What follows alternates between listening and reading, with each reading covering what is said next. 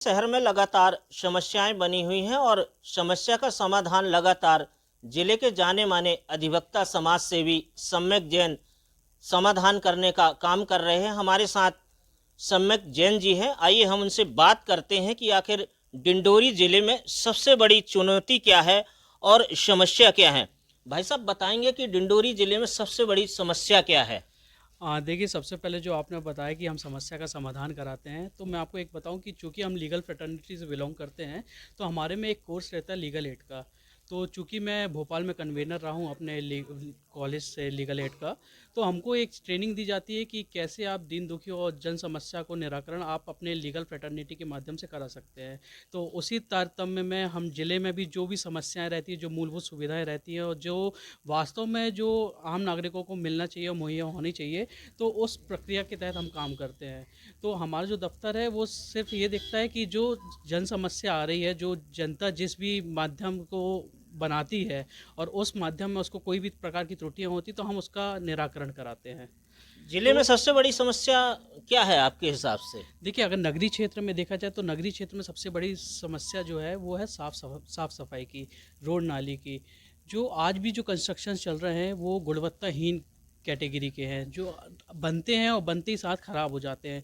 तो जो सब स्टैंडर्ड क्वालिटी मटेरियल का उपयोग किया जाता है वो सबसे बड़ी समस्या है कि चीज़ें बनती हैं, पैसा आता है, व्यय होता है, लेकिन जनता के हित में सही नहीं हो पाता है। तो ये सबसे बड़ी समस्या है। डिंडोरी शहर में जगह जगह कचरा का अंबार लगा हुआ है। स्वच्छता के नाम पर लाखों रुपए करोड़ों रुपए खर्च किए जा रहे हैं। आखिर वो पैसा जाता कहाँ है। आपकी बात बिल्कुल सही है कि स्वच्छता के नाम पे लगातार 2014 के बाद से लगातार पैसा आ रहा है, व्यय हो रहा है, लेकिन उसके बावजूद भी जो एडिक्वेट रिलीफ जनता को मिलना चाहिए वो नहीं मिल पा रहा है। इससे क्लियरली ये आता है कि कहीं ना कहीं डिरेलिक्शन ऑफ ड्यूटी है, जिसके लिए अधिकारी कर्मचारी इसके लिए दायित्व का निर्वहन सही ढंग से नहीं कर पा रहे हैं।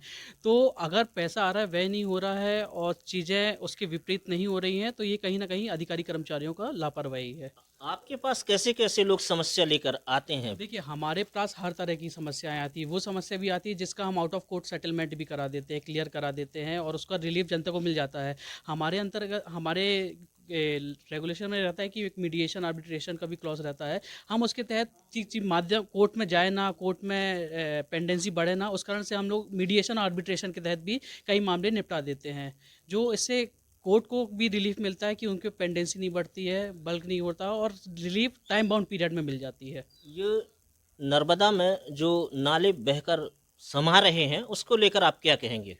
देखिए, हमने 2016 में जब माननीय से पूर्व मुख्यमंत्री शिवराज सिंह चौहान जी ने नर्मदा परिक्रमा के दौरान नर्मदा जी में जो 7 नाले बड़े नाले मिल रहे हैं उनको टैप करने की बात कही थी। उसको टैप ना करने के बजाय ये इन लोगों ने क्या किया कि सारे लोग घरों को टैप करने की बात रखी गई और आज भी नाले जो हैं यथा स्थिति में है कि आज भी नाले मिल रहे हैं। हम इनका काम 2018 में बंद हो चुका था। 2018 में जब हमने पिटीशन लगाई माननीय national green tribunal new Delhi में, उसमें सुनवाई हुई। जब principal secretary urban administration department को पर्सनल कॉल किया गया, कलेक्टर डिंडोरी को कॉल किया, तब जाके पुनः कार्य शुरू हुआ।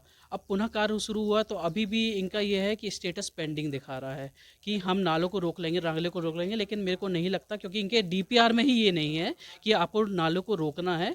इस कारण से आज स्थिति है कि सातों नाले आज भी नर्मदा नदी में मिल रहे हैं।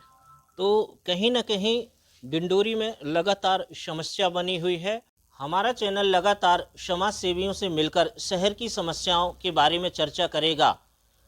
रघुनंदन चक्रवर्ती, MRTV, डिंडोरी।